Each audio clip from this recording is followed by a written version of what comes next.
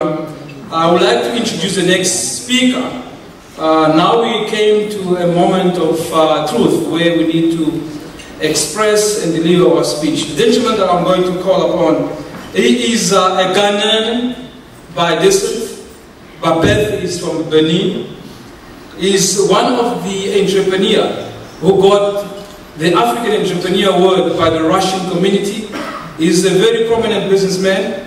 He was the first in the age of 29 that managed to forge a business of telecommunication in Ivory Coast by the age of 29. He has got the biggest prepaid meter, electro meter business in Ghana, employed more than 300 people.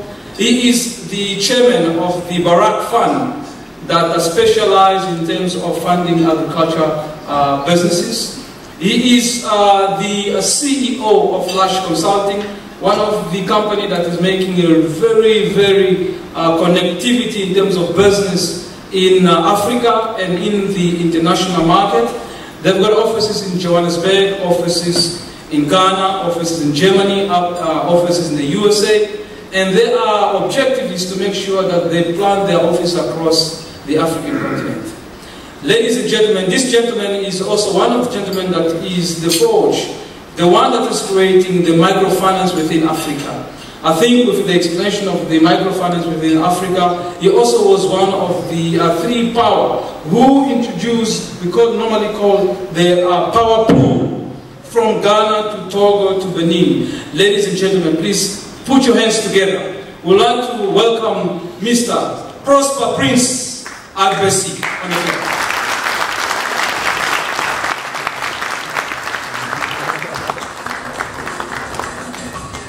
Before this introduction, is also the president and chairman of the Pan-African Business Forum. I thank you. Good evening, ladies and gentlemen. Thank you, Sylvester. Honorable Treasurer General of ANC, Honorable ambassadors, honorable colleagues from the financial fraternities, colleagues, thank you for being here this evening. I'm delighted to be here this evening to share with you the vision of Pan-Africa Business Forum, what my little team across the continent have been doing, and what preempt us to become so involved in harmonizing our relationship with the ANC. Ladies and gentlemen, it is quite very interesting to understand that in the last 20 years, with the great work of our forefathers in the trenches, ANC come to fall 1992, they become in power 1994 with the combination of the tripartite alliances, SCCP and COSATU. The 20 years of the road has not been easy. But in comparison, in the symmetries, in terms of, if you look at the revolution 1848, 1858, the time it took for Europe to get to Western Africa is today. Ladies and gentlemen, give applause to ANC.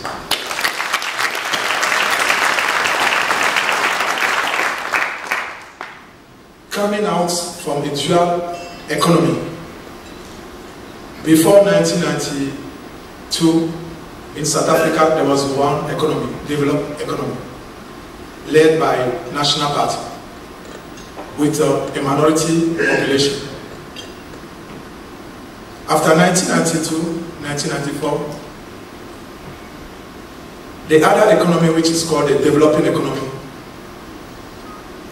from Limpopo, excuse me to say Limpopo, Free States, a worse economy, even worse than my country, Benin. Harmonized, become a dual economy. And the ANC, led by the tripartite alliances, came in with a strong reform, fiscal policies, monetary policies, achieved a very strong economy where from 1994, the GDP of the country was 132. Today, we are at a GDP of 423 billion.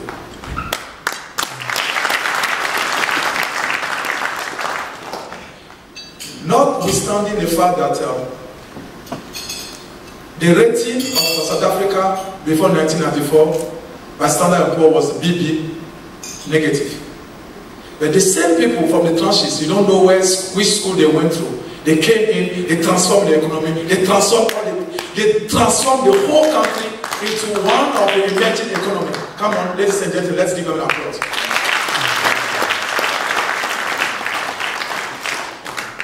Today, we have a very great emerging country. And the history of South Africa became very important to the world from 2008, where the great news of South Africa started. People don't talk about it. 2008, from 1994 to 2008, the GDP was of 282 billion. During that 50 years, ANC have never tested the harmonization with the ACCP in COSATU.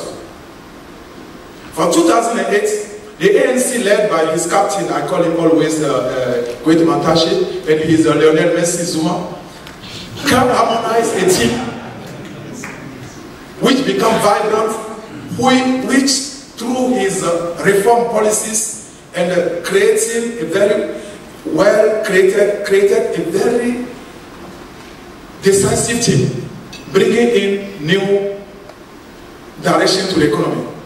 Because 2008 was a difficult moment for the world. External shocks started coming into the country. They created economic planning and development, monetary and evaluation. The first time in the history of South Africa, you are a minister in the government of Jacob Zuma, you signed a contract, performance contract, to tell the people what you are going to achieve. And from 2008 to today, the economy from 2082 became 421. It means within 5 years, these people achieve 100 and do the maths yourself.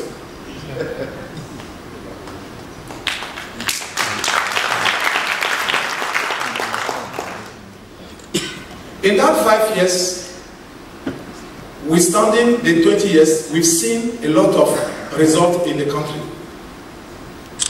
58,000 new classes has been built. 18,000 clinics has been built in this country within 20 years. The social grant from 1.4 million becomes 16 million. The government paid $10 billion in the social grant each year. Access to electricity is close to 80%. Access to water, 82%. From dual economy, where people lack 20 years of skills, harmonizing from 1994, within that 20 years, they achieved those ones. On the foreign policies, we've seen South Africa very strong, playing a role of a big brother in the continent. If you could recall, the first great achievement of peace and reconciliation has been achieved in Burundi, led by then Vice President, President Jacob Zuma in Burundi.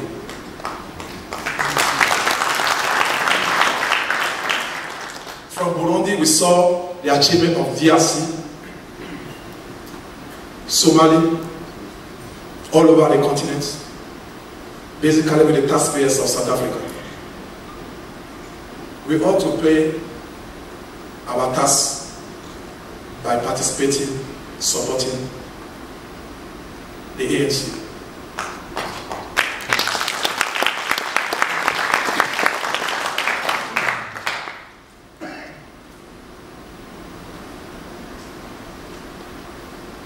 In achieving all these things, from 2008, we saw a very drastic change into the foreign policy of South Africa, led by ANC.